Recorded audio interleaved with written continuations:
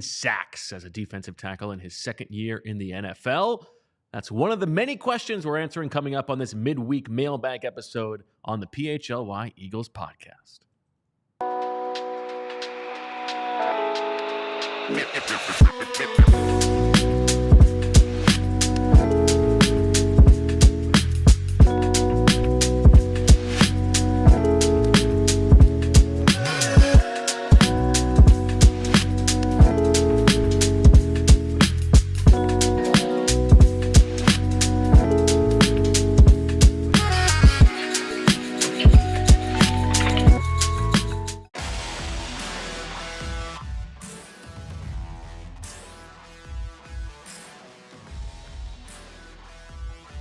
Hello, everybody, and welcome to the PHLY Eagles podcast on a Wednesday high noon. Bo Wulf, Zach Berman here to talk about the Philadelphia Eagles. It's a mailbag episode, but it's not really a mailbag. This is not your typical mailbag. This is a back and forth mailbag. It's much different than a normal mailbag, right, Zach? I suppose so. It's still in theory a mailbag. Or in practice a No. mailbag. This is much different. But it's a midweek mailbag. It's a good alliteration, which I appreciate. Oh, that's the difference, is that we're doing it on a Wednesday. Yeah. Okay. You know what? That's funny, because you did keep bringing up the fact that you wanted to do a midweek mailbag, as if that was the hook that was going to really put it over the top. Yeah, you need a catchy name for something. That's it, okay. So midweek mailbag. I like that. Well, now, why is midweek mailbag better than Monday mailbag? Because Monday is a different type of show, typically. Monday, you're coming back from the weekend. There's much to discuss. You don't want to burn your mailbag episode on a Monday. But midweek, it's hump day. You like a hump. Anyways, yeah, I think midweek mailbag makes sense. Actually, when I was thinking of summer shows, I was saying, is there a way we can make the mailbag like a Thursday? Then I'm like, well, midweek makes sense for Wednesday. So and why Thursday? Why Thursday? Thursday? Get into the machinations of what's going on inside that big old dome of yours. Is it machinations or machinations? Who knows? Well, presumably somebody. I think it's machinations, isn't it? Am I grinding the show? I already gave you my answer. Okay. Okay. I like to organize each day of the week, and I thought that it's kind of a fun thing for a Thursday, right? But you never know when. Well, you could argue Thursday's midweek as well. You could, I suppose so, but I think Wednesday midweek mailbag makes a lot of sense. Gives people, it gives people something to look forward to in the middle of the week. There you go. And this will be our last midweek mailbag. So there's not really much to look forward to. Well, it's not our last midweek. It's the last midweek mailbag with the two of us. There's a midweek mailbag scheduled, for July 10th. Wow. Yes. Stay tuned for that. Yeah. Mark it on the calendars. Before that, I believe I'll be with Rich Hoffman. So we'll have a lot of fun questions to discuss. Big night, Zach.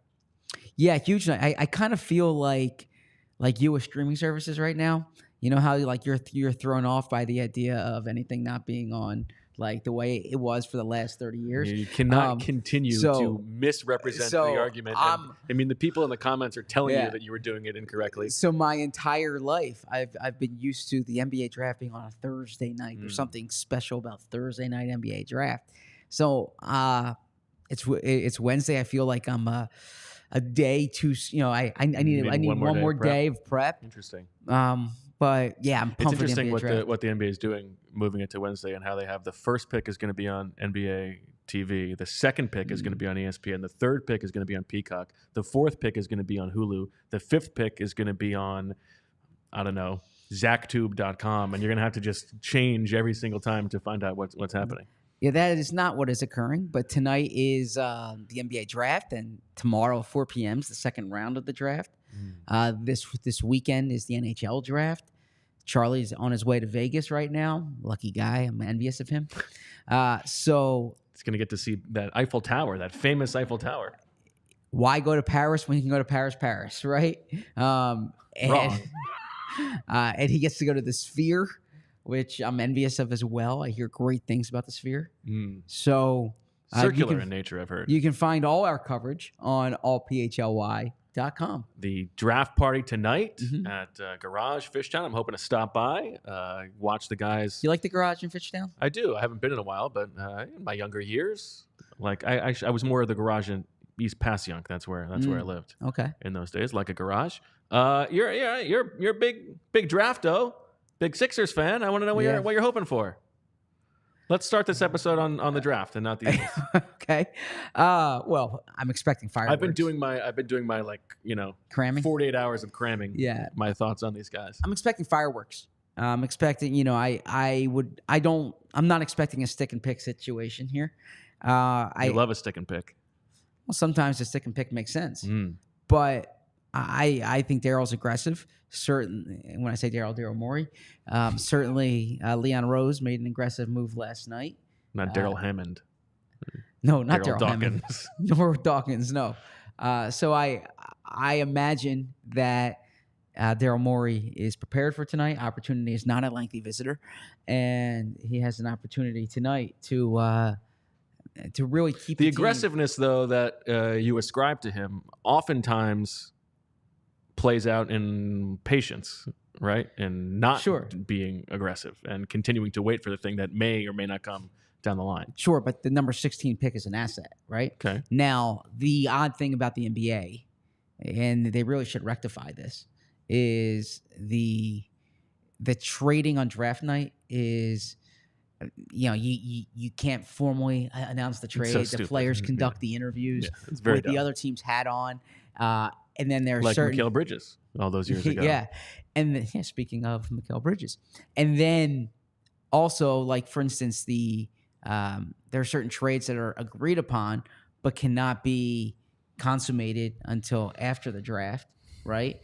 So, pretty much one of the only two times you hear the word consummated used in the English language, I would say, is what with deals, like trades and marriages. Well, contracts, yes. Yeah.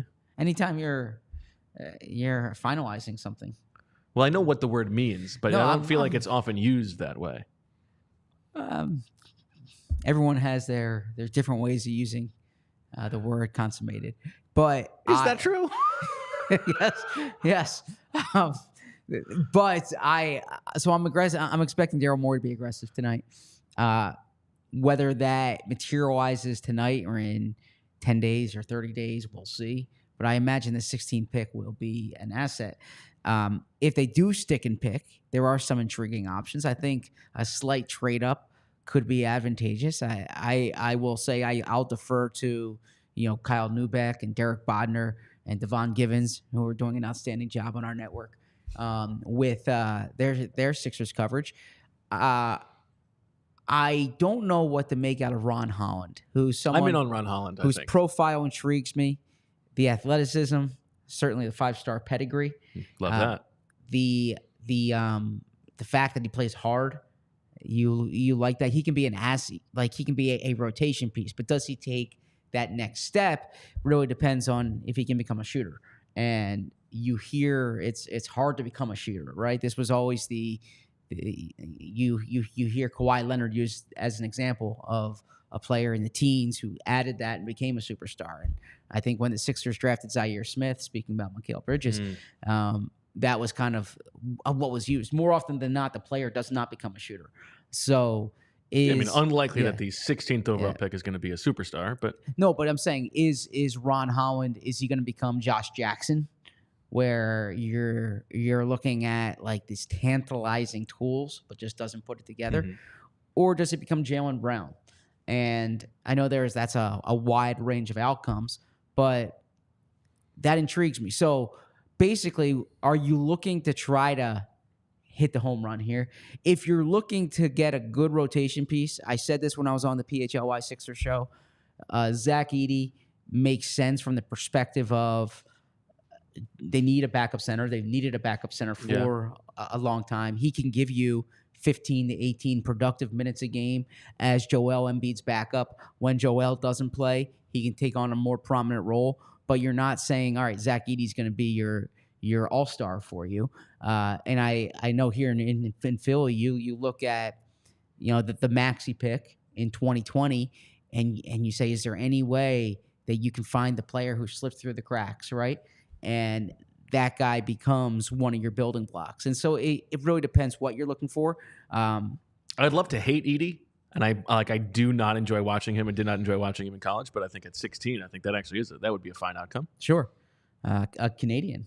So I always like seeing that. Have you seen the Canadian national team? They are loaded. Loaded. The soccer team? Basketball. Oh, basketball. Yeah, the Olympics are next month. I'm aware. Yeah, the Canadian Olympic team is loaded. So in any event, I want to see if Daryl Morey uses that pick in a trade situation. You know, you hear Brandon Ingram. When I say you hear, we heard it on the PHLY. Sure, yeah, that was a fun episode yesterday. Both Derek and Kyle made that their offseason prediction. I've always liked a Brandon Ingram. And Duke, you love Duke. I actually don't love Duke at all. I grew up like despising Duke, and yeah, Duke's not at all. I couldn't stand Duke. Then okay, we agree on something. You start to develop like a respect for certain Duke players, but when I was disagreeing, so like when I was in high school, there was probably few people I disliked more than like JJ Redick. 100%. And just I couldn't. You know, I think I'm sorry. I think I've said this on the show. I went to high school with somebody who was like one of the top shooting guards in that class, and he was behind JJ.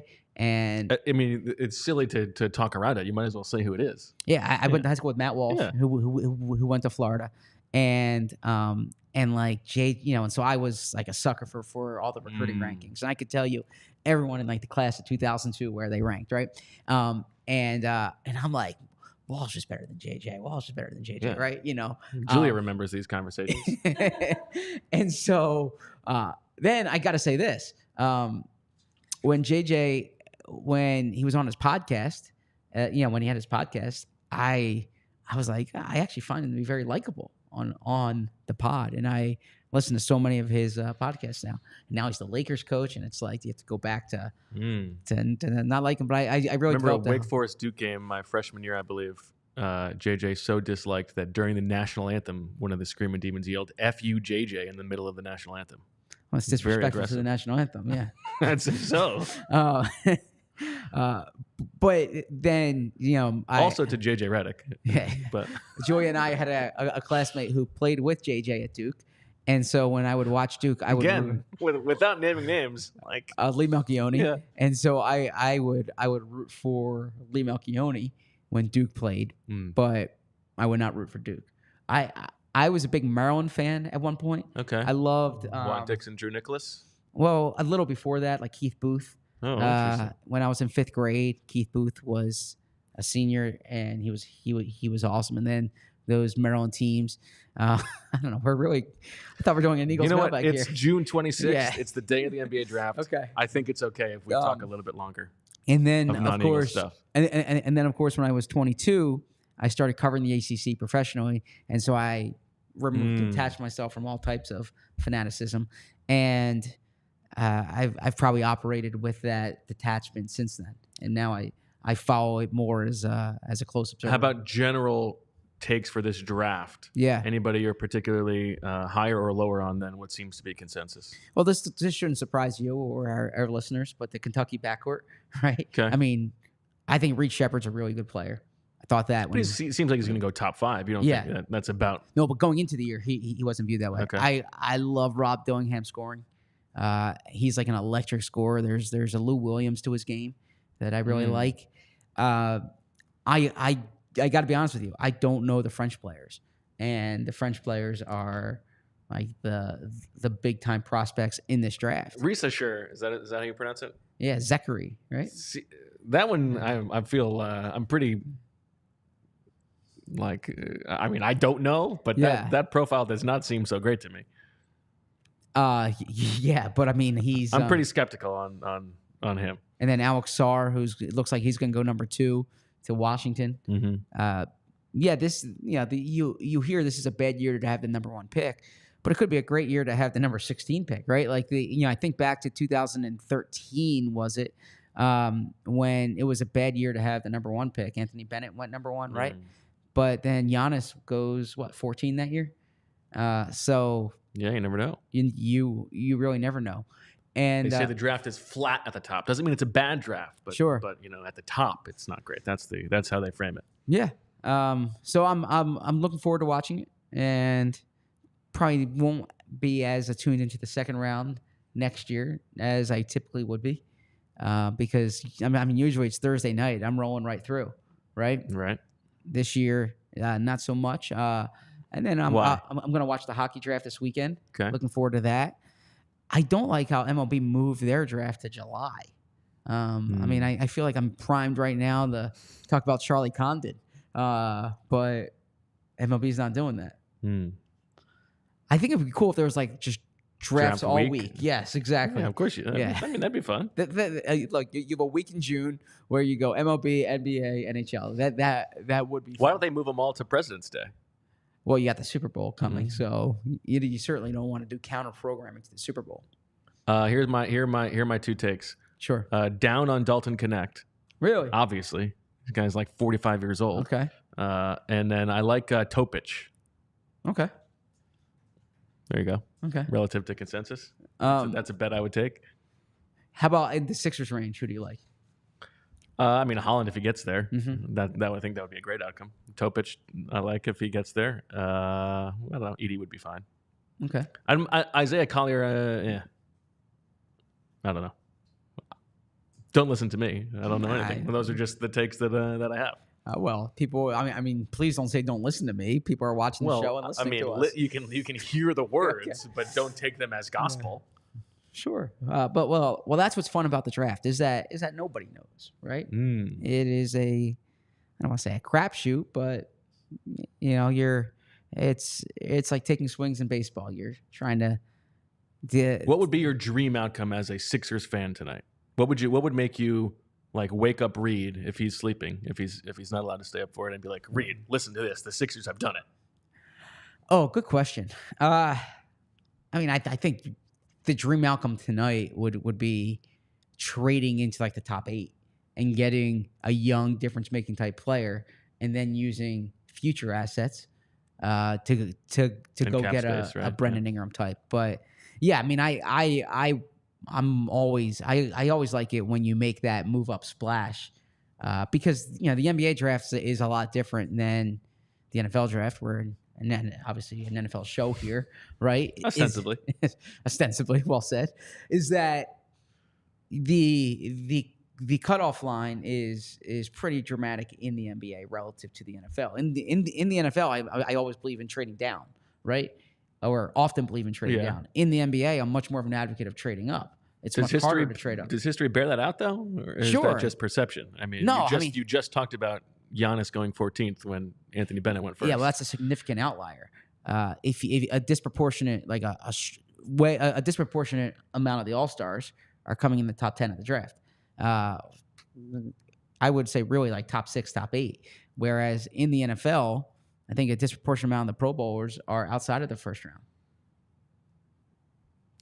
Well, there are 7 rounds as opposed to 2 rounds, but yeah, that's exactly what I'm saying. Is that there's fewer players. One player makes much more of a difference in the NBA. I can use the Daryl Morey line of like, imagine if you had someone who played offense and defense, and he can play the and there's no in baseball there's a limitation for the amount of times you can hit the ball, right? In basketball, you can get it every possession. You can manipulate all your matchups, right? So if you hit on a pick, it changes your franchise. Okay. So you don't have an answer for like a favorite, like an ideal splash for tonight. I would say trading up. Let's say let's make it the night of your dreams. Well, the night of my dreams. This year's from draft a Sixers fan this year's draft class is not in my dreams. Okay. I mean, if you could have any outcome, it would be trading for LeBron. Well, first off, you can't trade for LeBron right now. Well, I know, but like they could make the reports that this is happening, like essentially. No, I mean he's a free agent. Well, so. like you could get the reporting. I mean, if you could do any of like, this is setting the Sixers up to sign LeBron James and draft. Honestly, Bronny James my in the answer second is. round. My answer would be honestly would be Kevin Durant. Okay. Well, you saw the reports last night that Houston's kind of building their assets up to get Kevin Durant. My dream scenario for the Sixers would be like this pick's actually being made for Phoenix, because there's going to be a Kevin Durant trade. Great. So that's fun. Yeah, I mean, I think given the window, given the shot maker, Kevin Durant would be the out. And if there is any like remote possibility that Kevin Durant's available, then I would say the dream outcome is Kevin Durant. Okay. Well, you know what Shout out happens, to the Philadelphia Union, right? You know how you get to your dreams, Zach?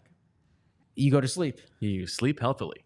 Because at Sleep Healthy PA, they are committed to helping Philadelphia residents stop the snore and find solutions for sleep apnea that will allow you to rest well and improve your health so that you can dream big like the Sixers landing Kevin Durant. Dr. Andrew Cohen, board certified in dental sleep medicine, and his staff will work one-on-one with you to provide first-class care that will meet your needs. A lot of physicians out there are not equipped to provide other options for you beyond the CPAP machine. And we know how cumbersome and unwieldy that CPAP machine can get. And if you're snoring a ton, chances are your significant other is not so happy for you. Listen, you can poo-poo this stat all you want, but 50% of divorces cite snoring as a main issue, according to the copy here. Maybe it's 49%. Maybe we're rounding up. Either way, that's a hefty change, a hefty chunk. And Dr. Andrew Cohen is trying to help you save not only your sleep, but your marriage. Based in Jenkintown, he has worked for years to educate dentists across the country on his personal approach to helping those with sleep apnea. And if you are interested in stopping the snore, tell him PHLY sent you, and you will receive 15% off your initial workup. So, if you are experiencing sleep apnea and are looking for a custom solution to stop the snore, reach out to Dr. Andrew Cohen at sleephealthypa.com or call 215-337-2501 and tell him PHLY sent you. A question I often ask people when I'm talking about their jobs is like, what are the challenges that you're facing? And when I speak to people in real estate, one of the things they say is that the market's ultra competitive, and they talk about mortgage rates, and prospective home buyers, perhaps just like you, are missing out on opportunities to win the perfect home. I don't want you to miss out on your opportunity to win the perfect home. And that's why you need Mortgage CS in your corner. It may be news to you, but the mortgage company you choose the mortgage company you choose matters more than ever. Even if you are already in the market, you can still explore your options with Mortgage CS. This is home financing, not a marriage. You may be shocked at how much money you can save. I don't know if that means you don't save money in your marriage or that you can't choose your partner, but either one. Mortgage CS choose you. is an independent mortgage broker in the Philly area. That means that they won't steer you to just one mortgage option or what's best for them. They work for you, not the banks. And you always like when someone's working for you and not the bank. Ben and Alec at Mortgage CS will ensure you have a rock-solid pre-approval, and they'll take time to explore anything you want. What a novel idea. That's Mortgage CS. It's the mortgage concierge service, and you really see the concierge part of that. There's a reason people win more with Mortgage CS. So call or text Ben now at 267-391-7425 and see for yourself. You can also go to www.mortgagecs.com/PHLY to check them out or view their 370 plus perfect 5-star reviews by searching Mortgage CS right now. Tell them that PHLY sent you. This advertisement is not a commitment to lend or extend credit. Mortgage CS is an equal housing opportunity mortgage broker. All loans are subject to credit approval. Certain restrictions may apply. The company NMLS ID number is 1464766. Visit mortgagecs.com for more information. All right, Zach. First Eagles question for you comes today from Steve Cleff, who wants to know, given that the Eagles have replaced both of their coordinators heading into the season, can you think of an Eagles team in recent memory that had as many changes as this one and was successful? Well, it depends what you qualify as success, right? He says won a playoff game or two, but I think for us, overachieved. Yeah. So then the quick answer for me is the 2013 Eagles. Okay. Where they fire Andy Reid, they have radical changes to both offensive and defensive coaching staffs, the personnel, obviously the head coach, and they go from 4-12 to 10-6, and they make the playoffs.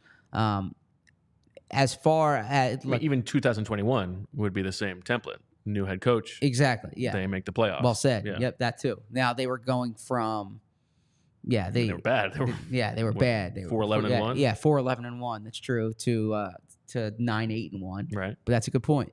As far as like personnel changes, I mean there were a lot of personnel changes in 2022 and 2017. The difference there is they had continuity on the coaching staff. And I think with continuity on the coaching staff and the systems, you would really need to look at, like you said, 2021 and 2013. Elsewhere in the NFL, you see examples of, I mean, the Tampa Bay Buccaneers, when they won the Super Bowl, Tom Brady comes in. There's a lot of different personnel, right? You're tailoring your offense to Tom Brady, but Tom Brady goes on and he wins it for you. Otherwise, Peyton's first year in Denver, certainly very successful, right? Exactly. We're talking quarterbacks. Yeah, that shows the outsized importance of a quarterback. There are certainly times when a first-year coach comes in and kind of does like what Sean McVay did, or what I referenced Chip, what Nick Sirianni did, where you turn a team around, you get them to the postseason.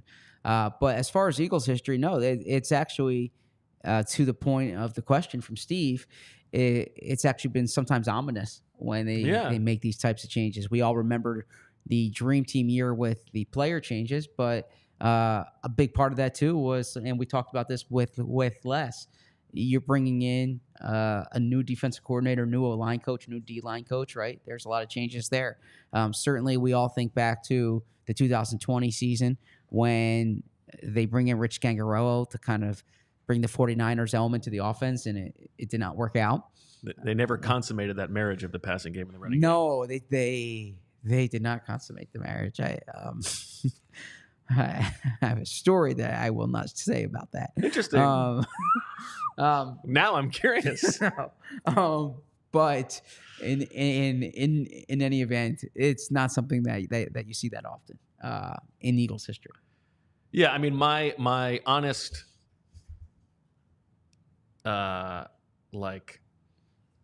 thought, and like the way that I'm generally inclined to lean, is that I do think that it is probably a problem that there is so much turnover, and I think we're probably underestimating that. And the Eagles are not the entire NFL, but it is true that for the Eagles, they have had more success when there has been a little bit more stability at the top. Those obviously the second year for Doug, the second year for Nick, very successful. There are, you look around the league, there are other examples of at least one new coordinator and a team goes to the Super Bowl or wins the Super Bowl. I do think, if I'm playing devil's advocate, and I think what the case the Eagles might make is, usually if you are replacing coordinators, you're doing it because you have to downgrade because your coordinator has been poached, right? Like that's what happened to the Eagles last year. Both their coordinators were poached as head coaches. In their mind, what they have done this offseason is upgrade those positions, right? It's not like someone was hired away. It's people that they fired and then tried to get better with. So, you can take that as you will. I think that's the case that they would make. But yeah, I do think that we probably, on paper, things often look easier than they are in practice. Well said, especially when you're making these dramatic changes. All right, I'm going to let you go.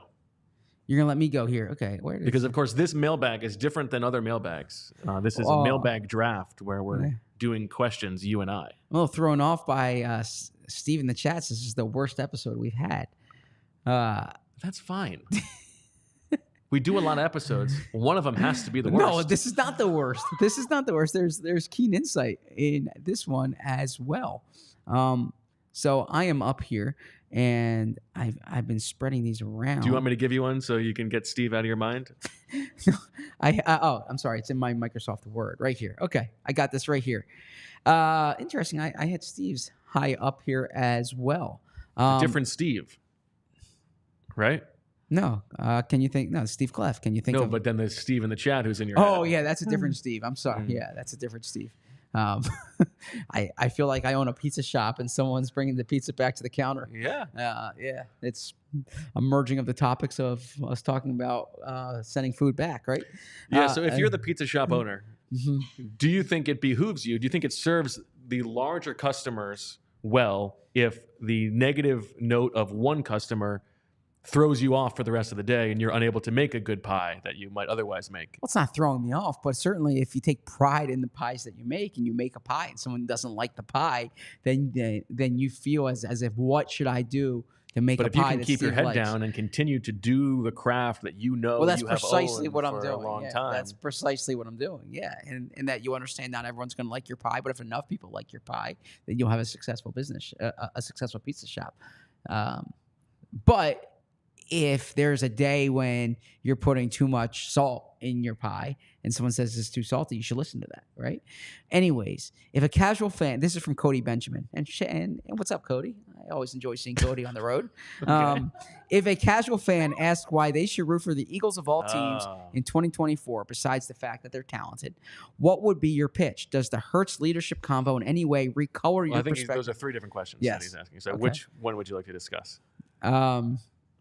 Well, we can tackle all 3, can't we? But want to satisfy Cody. Let's go with the first one first. If I They're so actually, you know different. what? Let's go with the second one because honestly, my answer to the casual fan part of it is that I think there's a lot of tribalism in sports. Right? You're typically not adopting a team.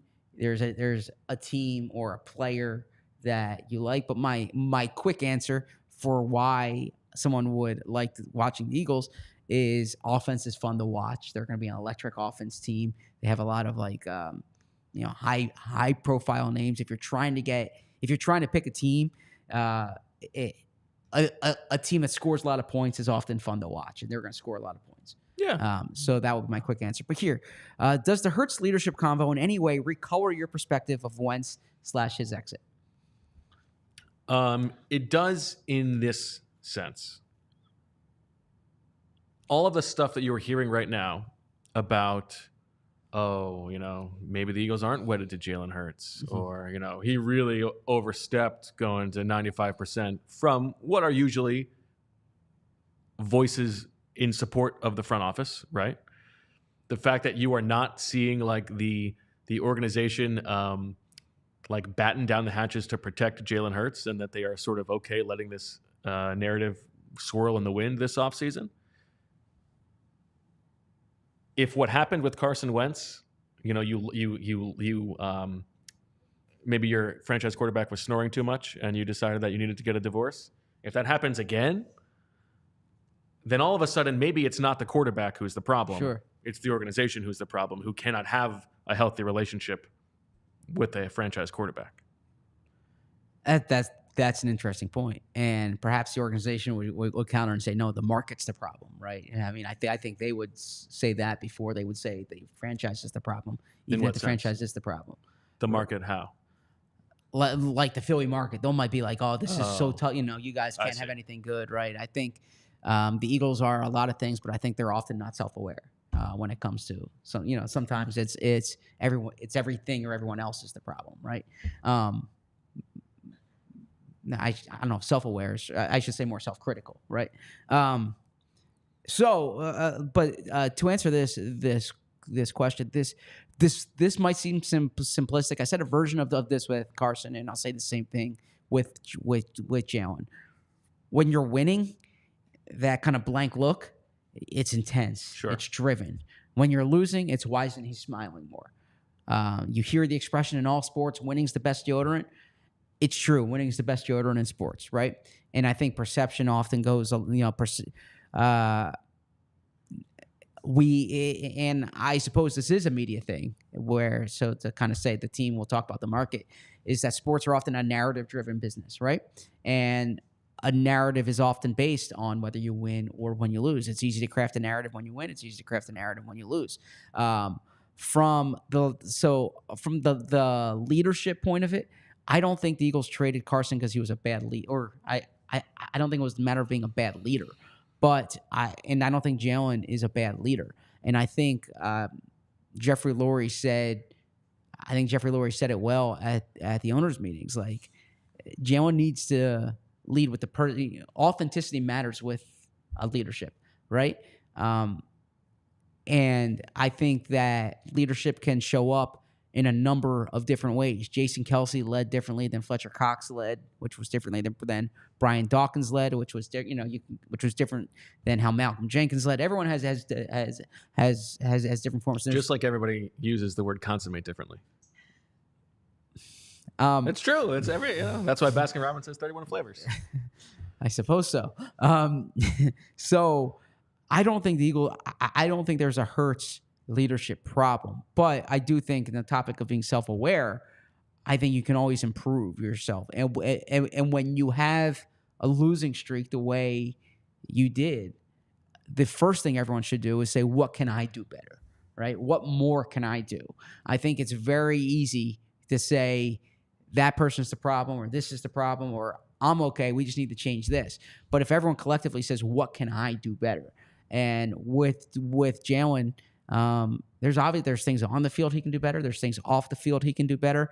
But I don't think there's a macro leadership problem with Jalen Hurts. I think it's more, there was a show on ABC a few years ago called A Million Little Things.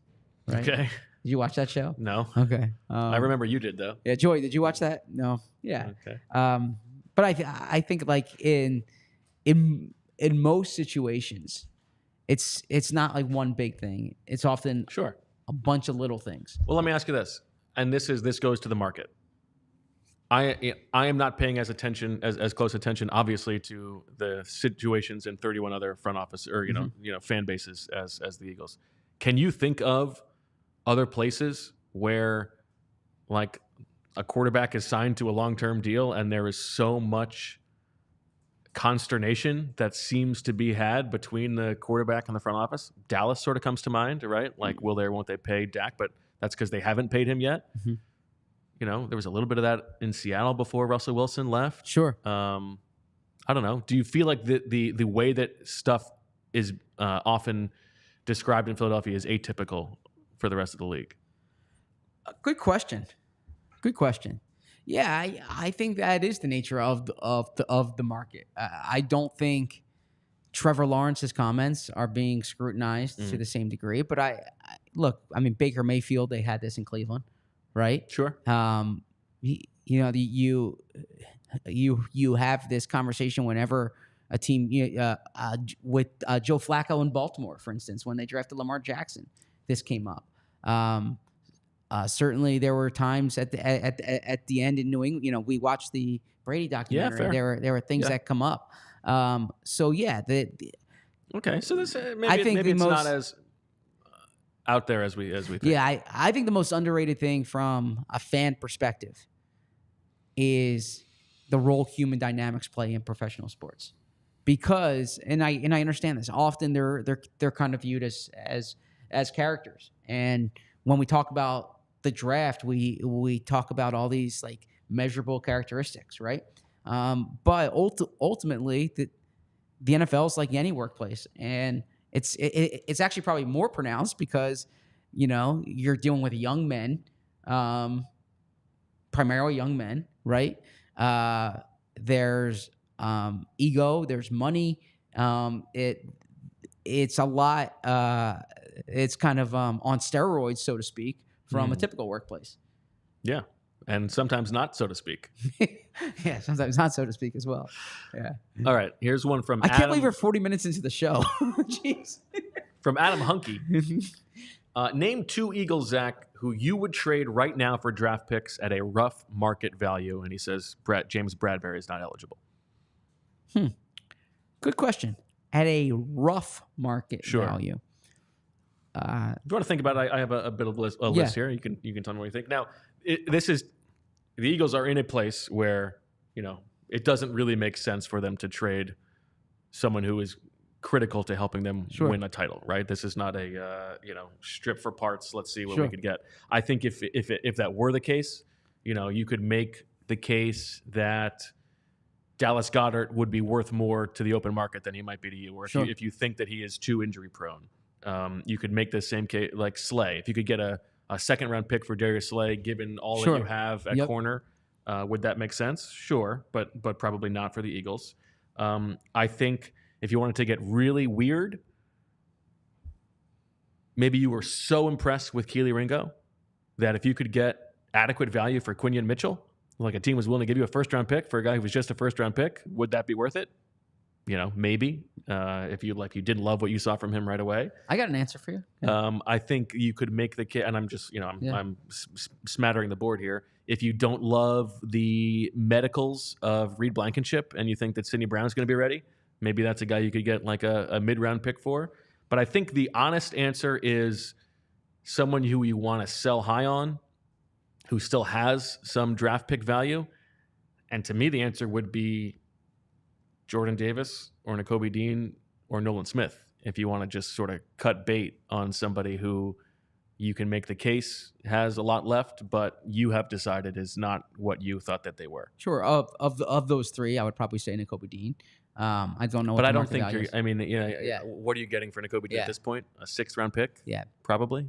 So my answer to you, honestly, would be Kenny Pickett. Yeah. Right? Like turning around and saying, can you get more than you just traded? You just saw. Yes, I think that's a good answer. You just saw Tanner McKee in camp. Tanner McKee's progressing.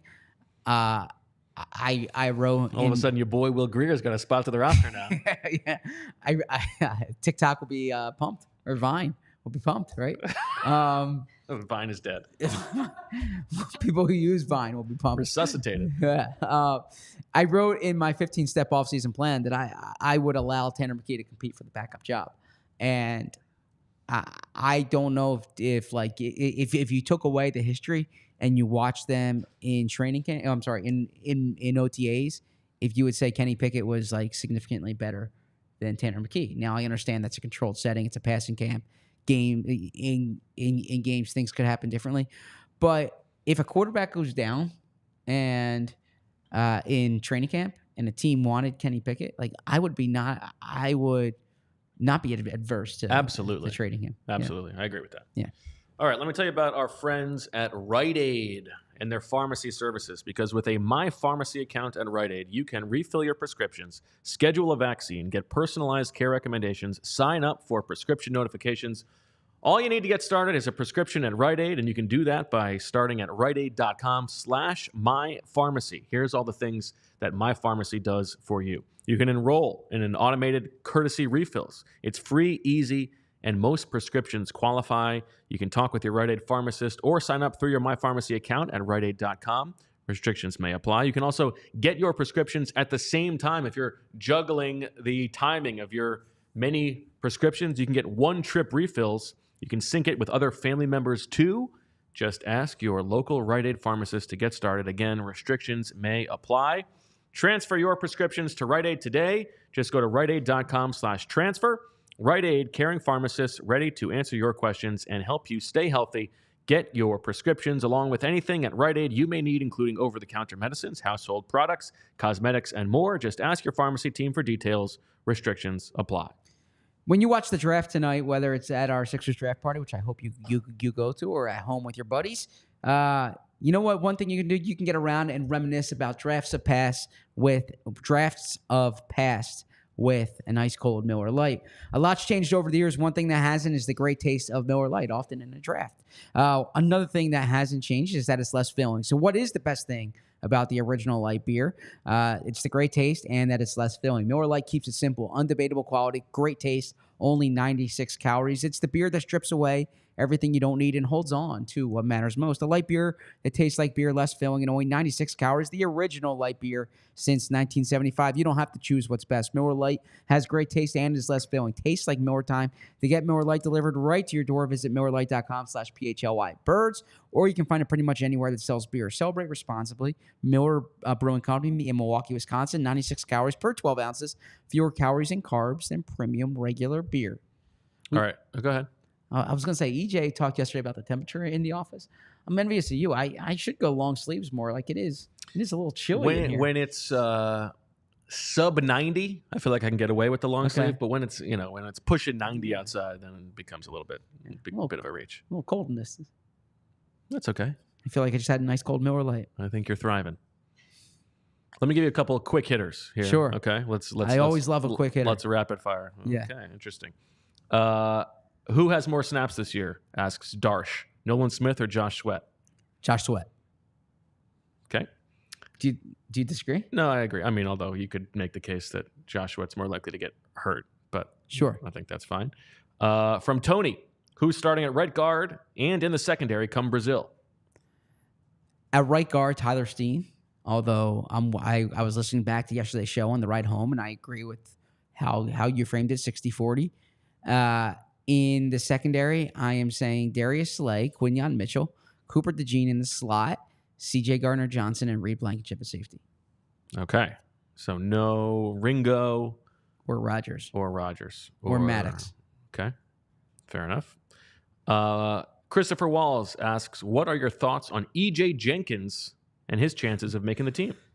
Always like an EJ, but don't think EJ Jenkins is going to make the team. I think that the third tight end or the backup tight ends at this point, I would guess, will be CJ Uzomah and Grant Calcaterra. Now, there's a way for them to start CJ Uzomah on the practice squad, perhaps, and kind of elevate him. But I don't think they would do that to carry an EJ Jenkins. I think that they would do that to free up a roster spot elsewhere. I will say I liked what I saw from EJ Jenkins in the spring, more so than what I saw from any of the other backup tight ends. So if there was a little flash, he's on my radar as a potential camp crush. But interesting. I think it's unlikely that he makes the team. But I kind of like an EJ Jenkins. I'm EJ curious. Okay, we need to have a graphic for the radar for the camp crush. I'm always curious when you kind of zoom in and that radar narrows down into 1 or 4 camp crushes. Alex Grayson has asked this question a couple of times, so I want to make sure we answer it this time. Sure. Which part of the NPO, Zach, is your favorite to cover? Okay. Combine, Senior Bowl, free agency, draft, OTA, minicamp, training camp, or other? I feel like we should take training camp out because training camp's got to be the answer, right? No. Really? Not necessarily here. So let me pull this up. This is from Alex Grayson. Yes. I appreciate it. Combines. You want to stork rank this? So here, let me Combine, Senior Bowl, free agency, draft, OTAs, minicamp, training camp. I feel like we could lump OTAs and minicamp together, here you go. Right? So I hear what you're saying about training camp. I would say number 1 would be the draft. Okay. And when I say the draft, I'm not talking the draft process. I'm talking like the actual draft. The actual You draft. thrived. We saw that. Well, no, because when you talk about the draft process, you include the combine, the Senior Bowl. But like the draft, there's a 3-day event there where material things are happening. There's interest every day. You're kind of prepared for it. It's happening in real time. So I would go draft number 1. Then training camp number 2. I agree there. Free agency number 3. I would say that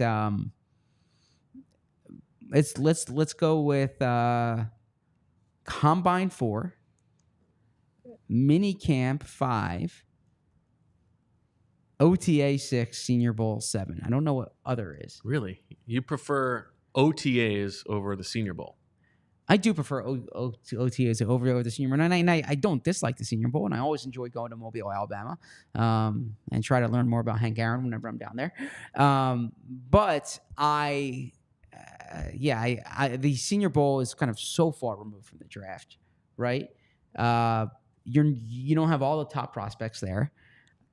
OTA is your first time seeing the new team on the field, so and I'm at home, right? Sure. So I like that. I don't dislike the Senior Bowl. I prefer the combine to the Senior Bowl. Senior Bowl, you actually get to watch football, but again, you're not seeing how many Senior Bowl players are first rounders. What, 5, 8 of them, if that? 8. Yeah, 8 to 15 usually, something like that. Interesting. Okay. Yeah. Okay. All right. What about you? Well, training camp is number 1 for me because that's I'm all about ball. Oh yeah. I mean, you love those O-line, D-line drills. Then I go draft too because that's. I mean, draft, that's close. Those two are close. There's an adrenaline rush. I like feeling the rush. Yeah. And the first few days of free agency are like that as well. I would put that up there. And then Senior Bowl would be next. I would lump OTAs and minicamp together as the bottom of it and put the combine second to last. Okay. You're more of a Senior Bowl guy than a combine guy. Yes. You like a Mobile more than an Indianapolis? Distinctly. Okay. You prefer just being in a room of very loud people not being able to hear anything and podium stuff? You don't care about football? No, there's more. Yeah, I know. It's fine. We don't need to relitigate. There's more people at the combine. We don't really need to relitigate Jonathan Gannon. All right, the question at the top and the hook here is 10-plus sacks a realistic goal for Jalen Carter in 2024? I think it's a goal. I wouldn't frame it as a realistic goal. So last year, you look at the defensive, the interior players, the defensive linemen, non-edge rushers who had 10-plus sacks. There was 4 of them: Justin Matabuke, Autry, Jones, and Seiler. Right? Fletcher Cox, who's an Eagles Hall of Famer, the best players of this generation for the Eagles. In 12 seasons, he had 1 double-digit sack campaign. You do not see it as often. You don't see double-digit sacks as often from an interior player. Now, Chris Jones has made a habit of it, and maybe Jalen Carter becomes Chris Jones. But even, when the Eagles had that 70-sack campaign 2 years ago, Javon Hargrave was the only interior player who got to that point. I imagine Jalen Carter is going to face a lot of double teams this year. So I am going to go with it's a goal, but I wouldn't frame it as a realistic goal. Yeah. It's a nice reach goal, I think, but it is in year 2 without recent precedent. Last several years, guys in the interior who have had at least 10 sacks in their age 25 or younger season, there's 4 of them. Quinnen Williams, it was his 4th season. Daron Payne, it was his 5th season. Chris Jones, it was his 3rd season. And DeForest Buckner, it was his 3rd season. So it would be ahead of schedule for Jalen Carter to get there. At the same time, he had 6 sacks last year. He figures to be the best or the most important player on the defense this year. I expect them to try to build things around his skill set. And so, yeah, I think it's a good goal to set, if a little bit of a reach. I don't think it's crazy. Certainly not crazy. Okay. Episode's almost over. Should I tell you my softball story? Let's go one more mailbag question in, and then what do you the have? softball Because story. I've been dominating here. Oh, I always enjoy when you frame it. Okay. So here you go. This is a good question from Jeremy Lupowitz, but that's sort of similar to the exercise we're doing on tomorrow's episode, where we're gonna draft teams based on 1 player per team in the NFL. Sure. So I'm gonna give you a little Peck Nest Migrate here. Movable chess piece edition of Peck Nest Migrate. Biggest impact in 2024. Covey as wide receiver 3, DeJean as slot cornerback, Becton as guard. I'm not sure I understand the framing. How is the biggest impact? Yeah, would it be which would you Covey as the slot receiver, DeJean as the slot cornerback, or Becton as the guard? I think you would nest DeJean as the slot corner. I think you would peck Becton as the right guard. That means a 1-game cameo, and then you migrate Covey as wide receiver 3. I think that's probably the right answer. Yeah, I'm with you there. Though I guess you could if you love Becton, you could argue that Becton at right guard is the nest. Sure. What are you frantically looking up over No, there? I want to give a shout out to Britton Covey. He has a golf tournament this weekend. Nice. Sponsoring a very good cause out in Utah. And I was just looking for the specifics of that cause. So how about you tell your softball story, then I will. All right, this is hanging on my conscience. I want to get your take. Playing shortstop. Yes. We're winning by I think we're winning by 2 runs at this point, something like that. Close game. 1st and 2nd, nobody out. It's probably 4th or 5th inning. And 1st and 2nd, nobody out. I said that. Rocket towards me, just a ball that is just smoked right at me. And in those milliseconds, my lizard brain takes over. And I'm not so proud of this, but I let the ball hit my glove and drop and turn 2. Tag the player on 2nd and step on the base, as opposed to just catching the ball. Violation or not? So it's kind of like an infield fly rule type situation. Yeah. I mean, there's nothing against it.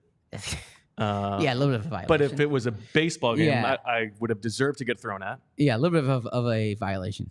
A little bit of a violation. Yeah. I don't feel great about it. Yeah, No. First off, catch the ball. Well, I mean, I did what was right for the team, in theory. I mean, last week you were upset that the people weren't. I know. Swinging. I told you. Yeah. That. If I had had a day to think about it while the ball was in the air, I would have probably decided to just catch the ball and move on.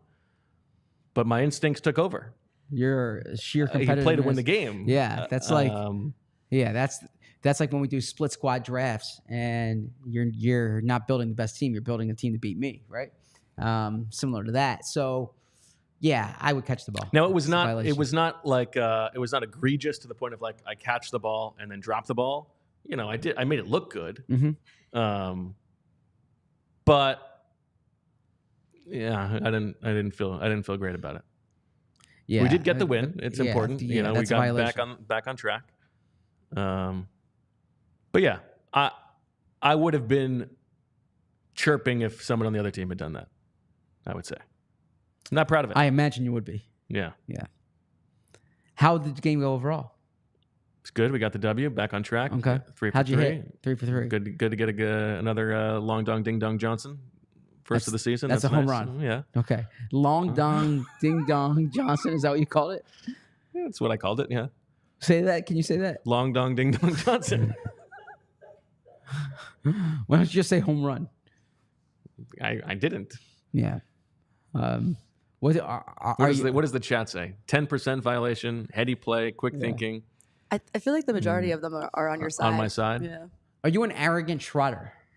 On the home run? No. Head down and get a little pace. Yeah. I was watching the Padres game last night, Padres Nationals game, and so first inning, you know, there's all these. There's a lot going on. Mike Schilt, the manager of the Padres, he gets thrown out because Mackenzie Gore hits Jurickson Profar. Okay, did you watch the game at all? No. Okay.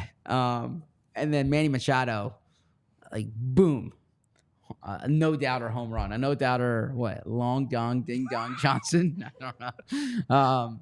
Yeah, and I call it a no doubter, right? Okay. Like, I mean, I think there's a time and a place to pimp it. Yeah. No. I'm saying, and Profar, who got hit. Yeah. Okay. Profar was rounding these bases in the most like like you would think that this was Bobby Thompson, right? Okay, because Profar was pissed that he just got hit, sure. Right? And he's. I saw some tweets about it. Okay, yeah. I mean, I'm watching it in real time. Ruiz has to get held back, right? Yeah, I was watching it in real time, and I was like, whoa, there has to be something going on between these teams. I didn't know if because Mackenzie Gore was a former Padres prospect that there was something more to it. Anyways, I don't know how relevant that is to our audience here, but I was watching the Padres Nats game last night. Okay, I wanted to see Adam Mazur pitch. And what did you think? His command was better this time, but he had a rough third inning, a rough second inning. He had 4 runs. Anyways, the golf tournament for Britton Covey, it's honoring Bridle Up Hope, the Rachel Covey Foundation. Rachel was Britton Covey's cousin who passed away over a decade ago after suffering from depression and anxiety.